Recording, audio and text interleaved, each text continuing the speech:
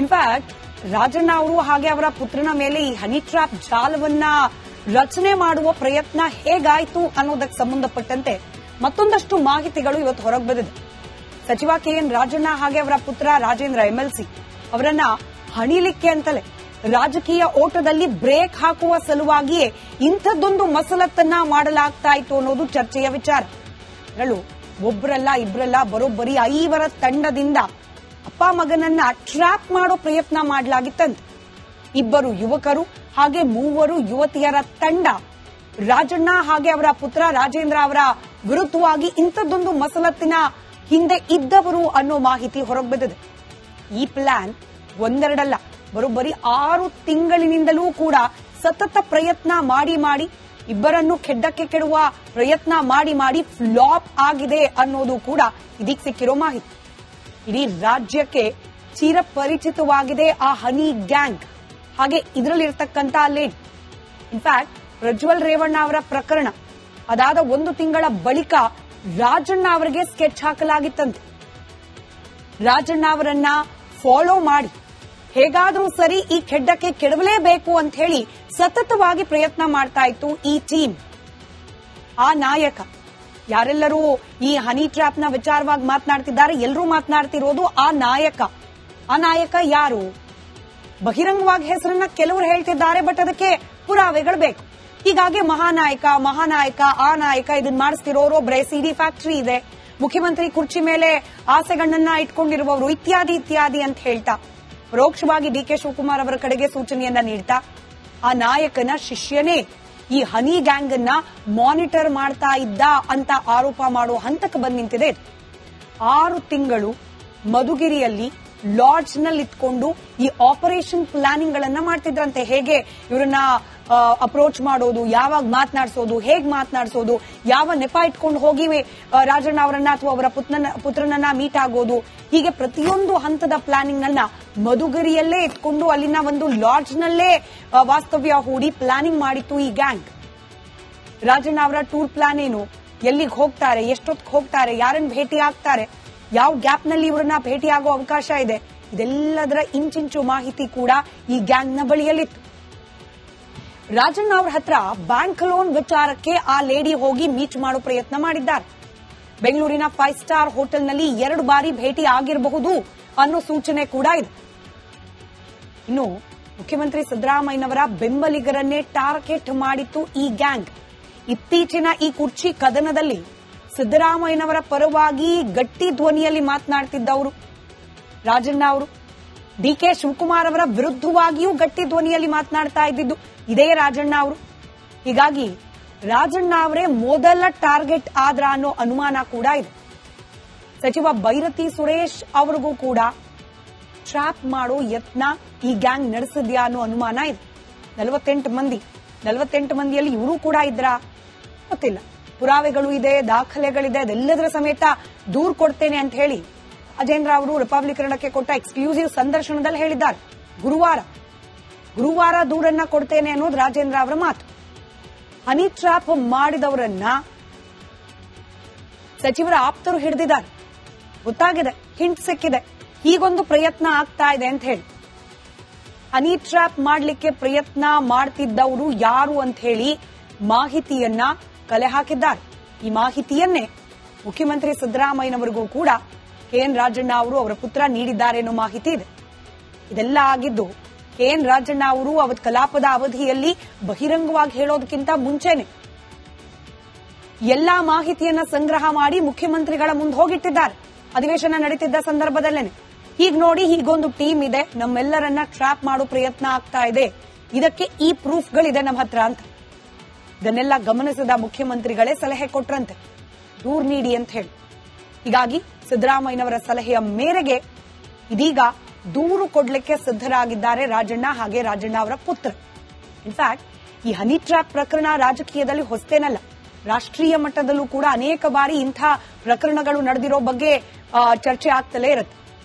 ಆದ್ರೆ ಇಂಥ ಒಂದು ಆರೋಪ ಬಂದ ಸಂದರ್ಭದಲ್ಲಿ ಇನ್ಫ್ಯಾಕ್ಟ್ ರಾಜಣ್ಣ ಅವರು ಹಾಗೆ ಅವರ ಪುತ್ರನ ಮೇಲೆ ಈ ಹನಿ ಟ್ರ್ಯಾಪ್ ಜಾಲವನ್ನ ರಚನೆ ಮಾಡುವ ಪ್ರಯತ್ನ ಹೇಗಾಯಿತು ಅನ್ನೋದಕ್ಕೆ ಸಂಬಂಧಪಟ್ಟಂತೆ ಮತ್ತೊಂದಷ್ಟು ಮಾಹಿತಿಗಳು ಇವತ್ತು ಹೊರಗೆ ಬಂದಿದೆ. ಸಚಿವ ಕೆಎನ್ ರಾಜಣ್ಣ ಹಾಗೆ ಅವರ ಪುತ್ರ ರಾಜೇಂದ್ರ ಎಂಎಲ್ಸಿ ಅವರನ್ನ ಹಣಿಲಿಕ್ಕೆ ಅಂತಲೇ ರಾಜಕೀಯ ಓಟದಲ್ಲಿ ಬ್ರೇಕ್ ಹಾಕುವ ಸಲುವಾಗಿಯೇ ಇಂಥದ್ದೊಂದು ಮಸಲತ್ತನ್ನ ಮಾಡಲಾಗ್ತಾ ಇತ್ತು ಅನ್ನೋದು ಚರ್ಚೆಯ ವಿಚಾರ. ಅದರಲ್ಲೂ ಒಬ್ಬರಲ್ಲ ಇಬ್ಬರಲ್ಲ ಬರೋಬ್ಬರಿ 5 ತಂಡದಿಂದ ಅಪ್ಪ ಮಗನನ್ನ ಟ್ರ್ಯಾಪ್ ಮಾಡೋ ಪ್ರಯತ್ನ ಮಾಡಲಾಗಿತ್ತಂತೆ. 2 ಯುವಕರು ಹಾಗೆ 3 ಯುವತಿಯರ ತಂಡ ರಾಜಣ್ಣ ಹಾಗೆ ಅವರ ಪುತ್ರ ರಾಜೇಂದ್ರ ಅವರ ವಿರುದ್ಧವಾಗಿ ಇಂಥದ್ದೊಂದು ಮಸಲತ್ತಿನ ಹಿಂದೆ ಇದ್ದವರು ಅನ್ನೋ ಮಾಹಿತಿ ಹೊರಬಿದ್ದಿದೆ. ಈ ಪ್ಲಾನ್ ಒಂದೆರಡಲ್ಲ, ಬರೋಬ್ಬರಿ 6 ತಿಂಗಳಿನಿಂದಲೂ ಕೂಡ ಸತತ ಪ್ರಯತ್ನ ಮಾಡಿ ಇಬ್ಬರನ್ನು ಕೆಡ್ಡಕ್ಕೆ ಕೆಡುವ ಪ್ರಯತ್ನ ಮಾಡಿ ಫ್ಲಾಪ್ ಆಗಿದೆ ಅನ್ನೋದು ಕೂಡ ಇದೀಗ ಸಿಕ್ಕಿರೋ ಮಾಹಿತಿ. ಇಡೀ ರಾಜ್ಯಕ್ಕೆ ಚಿರಪರಿಚಿತವಾಗಿದೆ ಆ ಹನಿ ಗ್ಯಾಂಗ್, ಹಾಗೆ ಇದರಲ್ಲಿರ್ತಕ್ಕಂಥ ಲೇಡಿ.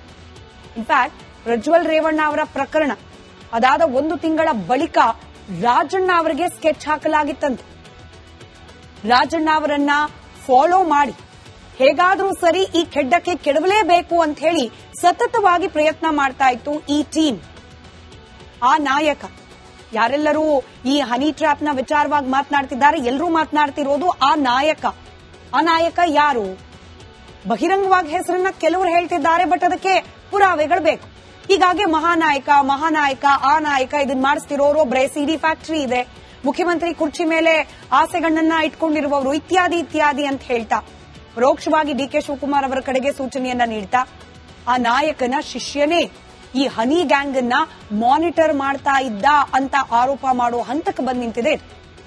6 ತಿಂಗಳು ಮಧುಗಿರಿಯಲ್ಲಿ ಲಾಡ್ಜ್ ನಲ್ಲಿ ಇಟ್ಕೊಂಡು ಈ ಆಪರೇಷನ್ ಪ್ಲಾನಿಂಗ್ ಗಳನ್ನ ಮಾಡ್ತಿದ್ರಂತೆ. ಹೇಗೆ ಇವರನ್ನ ಅಪ್ರೋಚ್ ಮಾಡೋದು, ಯಾವಾಗ ಮಾತನಾಡಿಸೋದು, ಹೇಗ್ ಮಾತನಾಡಿಸೋದು, ಯಾವ ನೆಪ ಇಟ್ಕೊಂಡು ಹೋಗಿ ರಾಜಣ್ಣ ಅವರನ್ನ ಅಥವಾ ಅವರ ಪುತ್ರನನ್ನ ಮೀಟ್ ಆಗೋದು, ಹೀಗೆ ಪ್ರತಿಯೊಂದು ಹಂತದ ಪ್ಲಾನಿಂಗ್ ಅನ್ನ ಮಧುಗಿರಿಯಲ್ಲೇ ಇಟ್ಕೊಂಡು ಅಲ್ಲಿನ ಒಂದು ಲಾಡ್ಜ್ ನಲ್ಲೇ ವಾಸ್ತವ್ಯ ಹೂಡಿ ಪ್ಲಾನಿಂಗ್ ಮಾಡಿತ್ತು ಈ ಗ್ಯಾಂಗ್. ರಾಜಣ್ಣ ಅವರ ಟೂರ್ ಪ್ಲಾನ್ ಏನು, ಎಲ್ಲಿಗೆ ಹೋಗ್ತಾರೆ, ಎಷ್ಟೊತ್ತಿಗೆ ಹೋಗ್ತಾರೆ, ಯಾರನ್ನ ಭೇಟಿ ಆಗ್ತಾರೆ, ಯಾವ ಗ್ಯಾಪ್ ನಲ್ಲಿ ಇವರನ್ನ ಭೇಟಿಯಾಗೋ ಅವಕಾಶ ಇದೆ, ಇದೆಲ್ಲದರ ಇಂಚಿಂಚು ಮಾಹಿತಿ ಕೂಡ ಈ ಗ್ಯಾಂಗ್ ನ ಬಳಿಯಲ್ಲಿತ್ತು. ರಾಜಣ್ಣ ಅವ್ರ ಹತ್ರ ಬ್ಯಾಂಕ್ ಲೋನ್ ವಿಚಾರಕ್ಕೆ ಆ ಲೇಡಿ ಹೋಗಿ ಮೀಟ್ ಮಾಡೋ ಪ್ರಯತ್ನ ಮಾಡಿದ್ದಾರೆ. ಬೆಂಗಳೂರಿನ 5 ಸ್ಟಾರ್ ಹೋಟೆಲ್ನಲ್ಲಿ 2 ಬಾರಿ ಭೇಟಿ ಆಗಿರಬಹುದು ಅನ್ನೋ ಸೂಚನೆ ಕೂಡ ಇದೆ. ಇನ್ನು ಮುಖ್ಯಮಂತ್ರಿ ಸಿದ್ದರಾಮಯ್ಯನವರ ಬೆಂಬಲಿಗರನ್ನೇ ಟಾರ್ಗೆಟ್ ಮಾಡಿತ್ತು ಈ ಗ್ಯಾಂಗ್. ಇತ್ತೀಚಿನ ಈ ಕುರ್ಚಿ ಕದನದಲ್ಲಿ ಸಿದ್ದರಾಮಯ್ಯನವರ ಪರವಾಗಿ ಗಟ್ಟಿ ಧ್ವನಿಯಲ್ಲಿ ಮಾತನಾಡ್ತಿದ್ದವರು ರಾಜಣ್ಣ ಅವರು. ಡಿಕೆ ಶಿವಕುಮಾರ್ ಅವರ ವಿರುದ್ಧವಾಗಿಯೂ ಗಟ್ಟಿ ಧ್ವನಿಯಲ್ಲಿ ಮಾತನಾಡ್ತಾ ಇದ್ದಿದ್ದು ಇದೇ ರಾಜಣ್ಣ ಅವರು. ಹೀಗಾಗಿ ರಾಜಣ್ಣ ಅವರೇ ಮೊದಲ ಟಾರ್ಗೆಟ್ ಆದ್ರ ಅನ್ನೋ ಅನುಮಾನ ಕೂಡ ಇದೆ. ಸಚಿವ ಬೈರತಿ ಸುರೇಶ್ ಅವರಿಗೂ ಕೂಡ ಟ್ರ್ಯಾಪ್ ಮಾಡೋ ಯತ್ನ ಈ ಗ್ಯಾಂಗ್ ನಡೆಸಿದ್ಯಾ ಅನ್ನೋ ಅನುಮಾನ ಇದೆ. 48 ಮಂದಿಯಲ್ಲಿ ಇವರು ಕೂಡ ಇದ್ರಾ ಗೊತ್ತಿಲ್ಲ. ಪುರಾವೆಗಳು ಇದೆ, ದಾಖಲೆಗಳಿದೆ, ಅದೆಲ್ಲದರ ಸಮೇತ ದೂರು ಕೊಡ್ತೇನೆ ಅಂತ ಹೇಳಿ ಅಜೇಂದ್ರ ಅವರು ರಿಪಬ್ಲಿಕ್ ಕನ್ನಡಕ್ಕೆ ಕೊಟ್ಟ ಎಕ್ಸ್ಕ್ಲೂಸಿವ್ ಸಂದರ್ಶನದಲ್ಲಿ ಹೇಳಿದ್ದಾರೆ. ಗುರುವಾರ ದೂರನ್ನ ಕೊಡ್ತೇನೆ ಅನ್ನೋದು ರಾಜೇಂದ್ರ ಅವರ ಮಾತು. ಹನಿ ಟ್ರ್ಯಾಪ್ ಮಾಡಿದವರನ್ನ ಸಚಿವರ ಆಪ್ತರು ಹಿಡಿದಿದ್ದಾರೆ, ಗೊತ್ತಾಗಿದೆ, ಹಿಂಟ್ ಸಿಕ್ಕಿದೆ, ಹೀಗೊಂದು ಪ್ರಯತ್ನ ಆಗ್ತಾ ಇದೆ ಅಂತ ಹೇಳಿ. ಹನಿ ಟ್ರ್ಯಾಪ್ ಮಾಡಲಿಕ್ಕೆ ಪ್ರಯತ್ನ ಮಾಡ್ತಿದ್ದವರು ಯಾರು ಅಂತ ಹೇಳಿ ಮಾಹಿತಿಯನ್ನ ಕಲೆ ಹಾಕಿದ್ದಾರೆ. ಈ ಮಾಹಿತಿಯನ್ನೇ ಮುಖ್ಯಮಂತ್ರಿ ಸಿದ್ದರಾಮಯ್ಯನವರಿಗೂ ಕೂಡ ಕೆಎನ್ ರಾಜಣ್ಣ ಅವರು ಅವರ ಪುತ್ರ ನೀಡಿದ್ದಾರೆ ಅನ್ನೋ ಮಾಹಿತಿ ಇದೆ. ಇದೆಲ್ಲ ಆಗಿದ್ದು ಕೆಎನ್ ರಾಜಣ್ಣ ಅವರು ಅವತ್ತು ಕಲಾಪದ ಅವಧಿಯಲ್ಲಿ ಬಹಿರಂಗವಾಗಿ ಹೇಳೋದಕ್ಕಿಂತ ಮುಂಚೆನೆ ಎಲ್ಲಾ ಮಾಹಿತಿಯನ್ನ ಸಂಗ್ರಹ ಮಾಡಿ ಮುಖ್ಯಮಂತ್ರಿಗಳ ಮುಂದೆ ಹೋಗಿಟ್ಟಿದ್ದಾರೆ.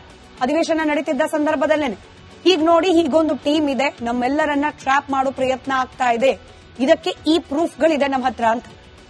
ಇದನ್ನೆಲ್ಲ ಗಮನಿಸಿದ ಮುಖ್ಯಮಂತ್ರಿಗಳೇ ಸಲಹೆ ಕೊಟ್ರಂತೆ, ದೂರು ನೀಡಿ ಅಂತ ಹೇಳಿ. ಹೀಗಾಗಿ ಸಿದ್ದರಾಮಯ್ಯನವರ ಸಲಹೆಯ ಮೇರೆಗೆ ಇದೀಗ ದೂರು ಕೊಡ್ಲಿಕ್ಕೆ ಸಿದ್ದರಾಗಿದ್ದಾರೆ ರಾಜಣ್ಣ ಹಾಗೆ ರಾಜಣ್ಣ ಅವರ ಪುತ್ರ. ಇನ್ಫ್ಯಾಕ್ಟ್ ಈ ಹನಿ ಟ್ರ್ಯಾಪ್ ಪ್ರಕರಣ ರಾಜಕೀಯದಲ್ಲಿ ಹೊಸತೇನಲ್ಲ, ರಾಷ್ಟ್ರೀಯ ಮಟ್ಟದಲ್ಲೂ ಕೂಡ ಅನೇಕ ಬಾರಿ ಇಂಥ ಪ್ರಕರಣಗಳು ನಡೆದಿರೋ ಬಗ್ಗೆ ಚರ್ಚೆ ಆಗ್ತಲೇ ಇರುತ್ತೆ. ಆದ್ರೆ ಇಂಥ ಒಂದು ಆರೋಪ ಬಂದ ಇನ್ಫ್ಯಾಕ್ಟ್ ರಾಜಣ್ಣ ಅವರು ಹಾಗೆ ಅವರ ಪುತ್ರನ ಮೇಲೆ ಈ ಹನಿ ಟ್ರ್ಯಾಪ್ ಜಾಲವನ್ನ ರಚನೆ ಮಾಡುವ ಪ್ರಯತ್ನ ಹೇಗಾಯ್ತು ಅನ್ನೋದಕ್ಕೆ ಸಂಬಂಧಪಟ್ಟಂತೆ ಮತ್ತೊಂದಷ್ಟು ಮಾಹಿತಿಗಳು ಇವತ್ತು ಹೊರಗೆ ಬಂದಿದೆ. ಸಚಿವ ಕೆಎನ್ ರಾಜಣ್ಣ ಹಾಗೆ ಅವರ ಪುತ್ರ ರಾಜೇಂದ್ರ ಎಂಎಲ್ಸಿ ಅವರನ್ನ ಹಣಿಲಿಕ್ಕೆ ಅಂತಲೇ ರಾಜಕೀಯ ಓಟದಲ್ಲಿ ಬ್ರೇಕ್ ಹಾಕುವ ಸಲುವಾಗಿಯೇ ಇಂಥದ್ದೊಂದು ಮಸಲತ್ತನ್ನ ಮಾಡಲಾಗ್ತಾ ಇತ್ತು ಅನ್ನೋದು ಚರ್ಚೆಯ ವಿಚಾರ. ಅದರಲ್ಲೂ ಒಬ್ಬರಲ್ಲ ಇಬ್ಬರಲ್ಲ ಬರೋಬ್ಬರಿ 5 ತಂಡದಿಂದ ಅಪ್ಪ ಮಗನನ್ನ ಟ್ರ್ಯಾಪ್ ಮಾಡೋ ಪ್ರಯತ್ನ ಮಾಡಲಾಗಿತ್ತಂತೆ. 2 ಯುವಕರು ಹಾಗೆ 3 ಯುವತಿಯರ ತಂಡ ರಾಜಣ್ಣ ಹಾಗೆ ಅವರ ಪುತ್ರ ರಾಜೇಂದ್ರ ಅವರ ವಿರುದ್ಧವಾಗಿ ಇಂಥದ್ದೊಂದು ಮಸಲತ್ತಿನ ಹಿಂದೆ ಇದ್ದವರು ಅನ್ನೋ ಮಾಹಿತಿ ಹೊರಬಿದ್ದಿದೆ. ಈ ಪ್ಲಾನ್ ಒಂದೆರಡಲ್ಲ, ಬರೋಬ್ಬರಿ 6 ತಿಂಗಳಿನಿಂದಲೂ ಕೂಡ ಸತತ ಪ್ರಯತ್ನ ಮಾಡಿ ಇಬ್ಬರನ್ನು ಕೆಡ್ಡಕ್ಕೆ ಕೆಡುವ ಪ್ರಯತ್ನ ಮಾಡಿ ಫ್ಲಾಪ್ ಆಗಿದೆ ಅನ್ನೋದು ಕೂಡ ಇದೀಗ ಸಿಕ್ಕಿರೋ ಮಾಹಿತಿ. ಇಡೀ ರಾಜ್ಯಕ್ಕೆ ಚಿರಪರಿಚಿತವಾಗಿದೆ ಆ ಹನಿ ಗ್ಯಾಂಗ್, ಹಾಗೆ ಇದರಲ್ಲಿರ್ತಕ್ಕಂಥ ಲೇಡಿ. ಇನ್ಫ್ಯಾಕ್ಟ್ ಪ್ರಜ್ವಲ್ ರೇವಣ್ಣ ಅವರ ಪ್ರಕರಣ ಅದಾದ 1 ತಿಂಗಳ ಬಳಿಕ ರಾಜಣ್ಣ ಅವರಿಗೆ ಸ್ಕೆಚ್ ಹಾಕಲಾಗಿತ್ತಂತೆ. ರಾಜಣ್ಣ ಅವರನ್ನ ಫಾಲೋ ಮಾಡಿ ಹೇಗಾದ್ರೂ ಸರಿ ಈ ಕೆಡ್ಡಕ್ಕೆ ಕೆಡವಲೇಬೇಕು ಅಂತ ಹೇಳಿ ಸತತವಾಗಿ ಪ್ರಯತ್ನ ಮಾಡ್ತಾ ಇತ್ತು ಈ ಟೀಮ್. ಆ ನಾಯಕ, ಯಾರೆಲ್ಲರೂ ಈ ಹನಿ ಟ್ರ್ಯಾಪ್ ನ ವಿಚಾರವಾಗಿ ಮಾತನಾಡ್ತಿದ್ದಾರೆ, ಎಲ್ಲರೂ ಮಾತನಾಡ್ತಿರೋದು ಆ ನಾಯಕ ಯಾರು? ಬಹಿರಂಗವಾಗಿ ಹೆಸರನ್ನ ಕೆಲವರು ಹೇಳ್ತಿದ್ದಾರೆ, ಬಟ್ ಅದಕ್ಕೆ ಪುರಾವೆಗಳು ಬೇಕು. ಹೀಗಾಗಿ ಮಹಾನಾಯಕ ಆ ನಾಯಕ ಇದನ್ನ ಮಾಡಿಸ್ತಿರೋರು ಒಬ್ರೆ, ಸಿಡಿ ಫ್ಯಾಕ್ಟರಿ ಇದೆ, ಮುಖ್ಯಮಂತ್ರಿ ಕುರ್ಚಿ ಮೇಲೆ ಆಸೆಗಳನ್ನ ಇಟ್ಕೊಂಡಿರುವವರು, ಇತ್ಯಾದಿ ಅಂತ ಹೇಳ್ತಾ ಪರೋಕ್ಷವಾಗಿ ಡಿಕೆ ಶಿವಕುಮಾರ್ ಅವರ ಕಡೆಗೆ ಸೂಚನೆಯನ್ನ ನೀಡ್ತಾ ಆ ನಾಯಕನ ಶಿಷ್ಯನೇ ಈ ಹನಿ ಗ್ಯಾಂಗ್ ಅನ್ನ ಮಾನಿಟರ್ ಮಾಡ್ತಾ ಇದ್ದ ಅಂತ ಆರೋಪ ಮಾಡೋ ಹಂತಕ್ಕೆ ಬಂದು ನಿಂತಿದೆ. 6 ತಿಂಗಳು ಮಧುಗಿರಿಯಲ್ಲಿ ಲಾಡ್ಜ್ ನಲ್ಲಿ ಇಟ್ಕೊಂಡು ಈ ಆಪರೇಷನ್ ಪ್ಲಾನಿಂಗ್ ಗಳನ್ನ ಮಾಡ್ತಿದ್ರಂತೆ. ಹೇಗೆ ಇವರನ್ನ ಅಪ್ರೋಚ್ ಮಾಡೋದು, ಯಾವಾಗ ಮಾತನಾಡಿಸೋದು, ಹೇಗ್ ಮಾತನಾಡಿಸೋದು, ಯಾವ ನೆಪ ಇಟ್ಕೊಂಡು ಹೋಗಿ ರಾಜಣ್ಣ ಅವರನ್ನ ಅಥವಾ ಅವರ ಪುತ್ರನನ್ನ ಮೀಟ್ ಆಗೋದು, ಹೀಗೆ ಪ್ರತಿಯೊಂದು ಹಂತದ ಪ್ಲಾನಿಂಗ್ ನನ್ನ ಮಧುಗಿರಿಯಲ್ಲೇ ಇಟ್ಕೊಂಡು ಅಲ್ಲಿನ ಒಂದು ಲಾಡ್ಜ್ ನಲ್ಲೇ ವಾಸ್ತವ್ಯ ಹೂಡಿ ಪ್ಲಾನಿಂಗ್ ಮಾಡಿತ್ತು ಈ ಗ್ಯಾಂಗ್. ರಾಜಣ್ಣ ಅವರ ಟೂರ್ ಪ್ಲಾನ್ ಏನು, ಎಲ್ಲಿಗೆ ಹೋಗ್ತಾರೆ, ಎಷ್ಟೊತ್ತಿಗೆ ಹೋಗ್ತಾರೆ, ಯಾರನ್ನ ಭೇಟಿ ಆಗ್ತಾರೆ, ಯಾವ ಗ್ಯಾಪ್ ನಲ್ಲಿ ಇವರನ್ನ ಭೇಟಿಯಾಗೋ ಅವಕಾಶ ಇದೆ, ಇದೆಲ್ಲದರ ಇಂಚಿಂಚು ಮಾಹಿತಿ ಕೂಡ ಈ ಗ್ಯಾಂಗ್ ನ ಬಳಿಯಲ್ಲಿತ್ತು. ರಾಜಣ್ಣ ಅವರ ಹತ್ರ ಬ್ಯಾಂಕ್ ಲೋನ್ ವಿಚಾರಕ್ಕೆ ಆ ಲೇಡಿ ಹೋಗಿ ಮೀಟ್ ಮಾಡೋ ಪ್ರಯತ್ನ ಮಾಡಿದ್ದಾರೆ. ಬೆಂಗಳೂರಿನ 5 ಸ್ಟಾರ್ ಹೋಟೆಲ್ನಲ್ಲಿ 2 ಬಾರಿ ಭೇಟಿ ಆಗಿರಬಹುದು ಅನ್ನೋ ಸೂಚನೆ ಕೂಡ ಇದೆ. ಇನ್ನು ಮುಖ್ಯಮಂತ್ರಿ ಸಿದ್ದರಾಮಯ್ಯನವರ ಬೆಂಬಲಿಗರನ್ನೇ ಟಾರ್ಗೆಟ್ ಮಾಡಿತ್ತು ಈ ಗ್ಯಾಂಗ್.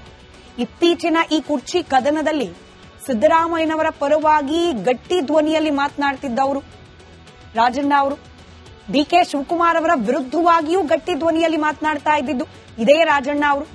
ಹೀಗಾಗಿ ರಾಜಣ್ಣ ಅವರೇ ಮೊದಲ ಟಾರ್ಗೆಟ್ ಆದ್ರ ಅನ್ನೋ ಅನುಮಾನ ಕೂಡ ಇದೆ. ಸಚಿವ ಬೈರತಿ ಸುರೇಶ್ ಅವರಿಗೂ ಕೂಡ ಟ್ರ್ಯಾಪ್ ಮಾಡೋ ಯತ್ನ ಈ ಗ್ಯಾಂಗ್ ನಡೆಸಿದ್ಯಾ ಅನ್ನೋ ಅನುಮಾನ ಇದೆ. 48 ಮಂದಿಯಲ್ಲಿ ಇವರು ಕೂಡ ಇದ್ರಾ ಗೊತ್ತಿಲ್ಲ. ಪುರಾವೆಗಳು ಇದೆ, ದಾಖಲೆಗಳಿದೆ, ಅದೆಲ್ಲದರ ಸಮೇತ ದೂರು ಕೊಡ್ತೇನೆ ಅಂತ ಹೇಳಿ ಅಜೇಂದ್ರ ಅವರು ರಿಪಬ್ಲಿಕ್ ಕನ್ನಡಕ್ಕೆ ಕೊಟ್ಟ ಎಕ್ಸ್ಕ್ಲೂಸಿವ್ ಸಂದರ್ಶನದಲ್ಲಿ ಹೇಳಿದ್ದಾರೆ. ಗುರುವಾರ ದೂರನ್ನ ಕೊಡ್ತೇನೆ ಅನ್ನೋದು ರಾಜೇಂದ್ರ ಅವರ ಮಾತು. ಹನಿ ಟ್ರ್ಯಾಪ್ ಮಾಡಿದವರನ್ನ ಸಚಿವರ ಆಪ್ತರು ಹಿಡಿದಿದ್ದಾರೆ, ಗೊತ್ತಾಗಿದೆ, ಹಿಂಟ್ ಸಿಕ್ಕಿದೆ, ಹೀಗೊಂದು ಪ್ರಯತ್ನ ಆಗ್ತಾ ಇದೆ ಅಂತ ಹೇಳಿ. ಹನಿ ಟ್ರ್ಯಾಪ್ ಮಾಡಲಿಕ್ಕೆ ಪ್ರಯತ್ನ ಮಾಡ್ತಿದ್ದವರು ಯಾರು ಅಂತ ಹೇಳಿ ಮಾಹಿತಿಯನ್ನ ಕಲೆ ಹಾಕಿದ್ದಾರೆ. ಈ ಮಾಹಿತಿಯನ್ನೇ ಮುಖ್ಯಮಂತ್ರಿ ಸಿದ್ದರಾಮಯ್ಯನವರಿಗೂ ಕೂಡ ಕೆಎನ್ ರಾಜಣ್ಣ ಅವರು ಅವರ ಪುತ್ರ ನೀಡಿದ್ದಾರೆ ಅನ್ನೋ ಮಾಹಿತಿ ಇದೆ. ಇದೆಲ್ಲ ಆಗಿದ್ದು ಕೆಎನ್ ರಾಜಣ್ಣ ಅವರು ಅವತ್ತು ಕಲಾಪದ ಅವಧಿಯಲ್ಲಿ ಬಹಿರಂಗವಾಗಿ ಹೇಳೋದಕ್ಕಿಂತ ಮುಂಚೆನೆ ಎಲ್ಲಾ ಮಾಹಿತಿಯನ್ನ ಸಂಗ್ರಹ ಮಾಡಿ ಮುಖ್ಯಮಂತ್ರಿಗಳ ಮುಂದೆ ಹೋಗಿಟ್ಟಿದ್ದಾರೆ. ಅಧಿವೇಶನ ನಡೀತಿದ್ದ ಸಂದರ್ಭದಲ್ಲೇನೆ ಈಗ ನೋಡಿ, ಹೀಗೊಂದು ಟೀಮ್ ಇದೆ, ನಮ್ಮೆಲ್ಲರನ್ನ ಟ್ರ್ಯಾಪ್ ಮಾಡೋ ಪ್ರಯತ್ನ ಆಗ್ತಾ ಇದೆ, ಇದಕ್ಕೆ ಈ ಪ್ರೂಫ್ಗಳಿದೆ ನಮ್ಮ ಹತ್ರ ಅಂತ. ಇದನ್ನೆಲ್ಲ ಗಮನಿಸಿದ ಮುಖ್ಯಮಂತ್ರಿಗಳೇ ಸಲಹೆ ಕೊಟ್ರಂತೆ, ದೂರು ನೀಡಿ ಅಂತ ಹೇಳಿ.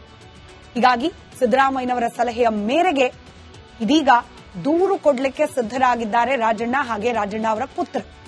ಇನ್ಫ್ಯಾಕ್ಟ್ ಈ ಹನಿ ಟ್ರ್ಯಾಪ್ ಪ್ರಕರಣ ರಾಜಕೀಯದಲ್ಲಿ ಹೊಸತೇನಲ್ಲ, ರಾಷ್ಟ್ರೀಯ ಮಟ್ಟದಲ್ಲೂ ಕೂಡ ಅನೇಕ ಬಾರಿ ಇಂಥ ಪ್ರಕರಣಗಳು ನಡೆದಿರೋ ಬಗ್ಗೆ ಚರ್ಚೆ ಆಗ್ತಲೇ ಇರುತ್ತೆ. ಆದ್ರೆ ಇಂಥ ಒಂದು ಆರೋಪ ಬಂದ ಸಂದರ್ಭದಲ್ಲಿ